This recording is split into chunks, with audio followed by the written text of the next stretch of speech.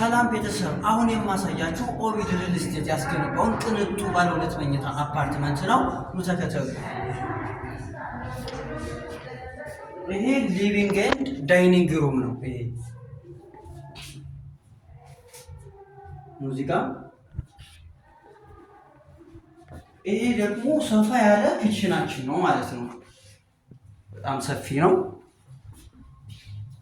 ወደዚህ ጋር ስንመጣ ደግሞ የልጆች መኝታ እናገኛለን ማለት ነው። ሰፋ ያለ ነው። ቁም ሳጥን የራሱ አለው።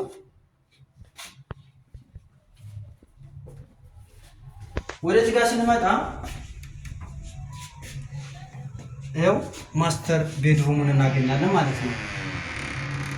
ጽድት ያለ ማስተር ቤድሩም አለው። እዚህ ጋር ደግሞ ባዝሩማችን አለ ማለት ነው።